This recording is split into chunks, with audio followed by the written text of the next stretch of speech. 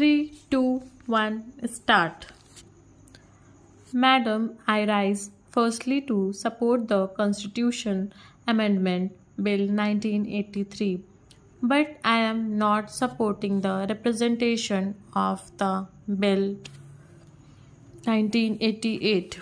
I have got serious objection to certain provisions of the amending bill.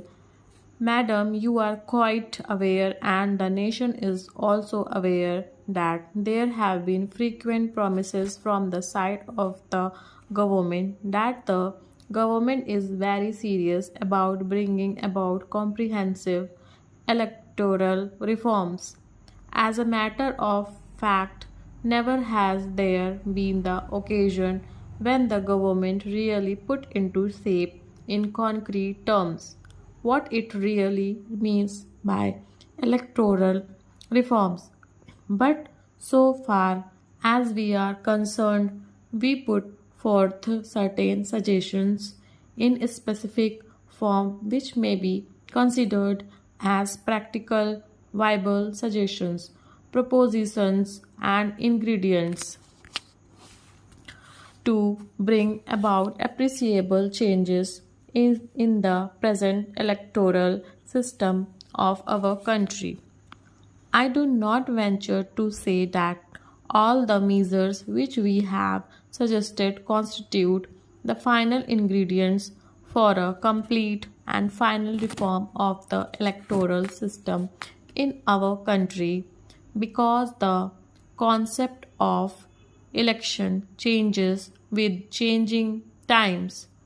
Since I do not have much time, I would not like to discuss it. But so far as we are concerned, we placed before the government certain ingredients which should be considered as inevitable propositions for bringing about certain changes in the electoral system. Those include, amongst other, acceptance of the principle of proportional representation, state funding of elections, elimination of money power and muscle power, stoppage of misuse of media, reduction of corrupt electoral practices, and impartial and independent election commission. Madam, I leave it to you and to the House. There was commonality of views on these items. On certain items, even the Congress party also expressed its commoners in their view. But please find out which of these components have formed a part of the present bill bearing 1 and 2. Anyway, at this stage, I want to say something about the comments made by my friend, particularly in regard to proportional representation in India. He has a misconceived idea, and he is ignorant of the electoral history of this country. Number one, is it a fact that always the Muslims voted for the Muslims, or that always the Hindus voted for the Hindus? Had it been the case, I think many of us would not have seen the chamber of this house, either this or that. A large number of people, I think majority of the people, are still not infected by communal ideas. They are very much secular so far as they exercise their voting right. But here, once you accept the principle of proportional representation in our electoral system, you are encouraging communal forces. You are dividing India communally.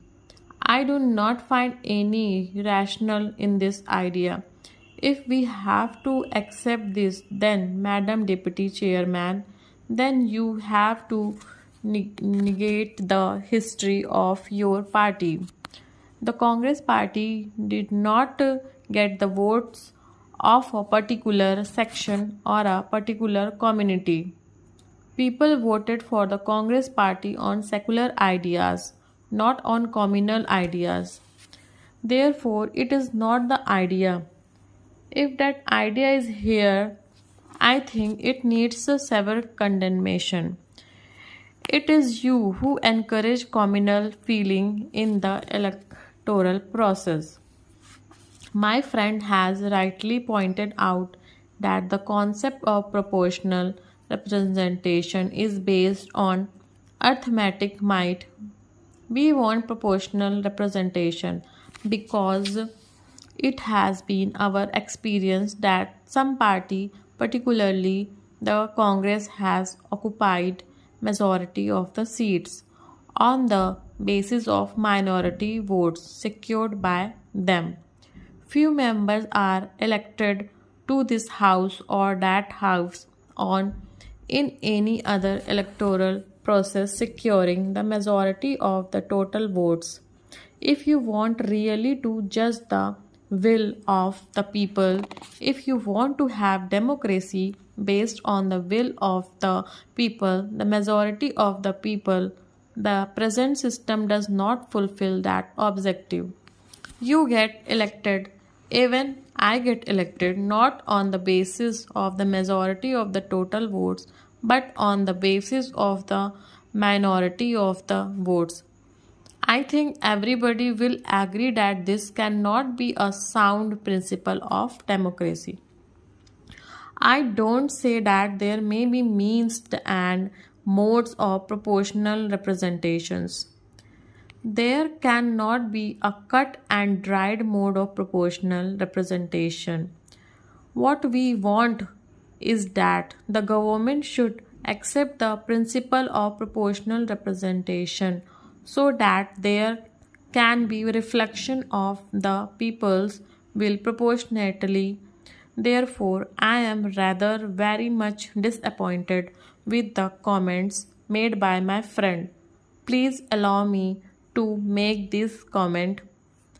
As a matter of fact, these are not at all electoral reforms.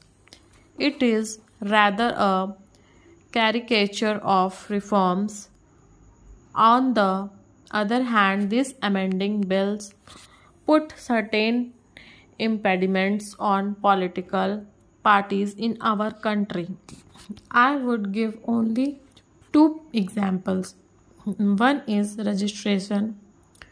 You will find there are lots of information to be given by a political party to the commission, and the political party will bond to furnish that information to the election commission.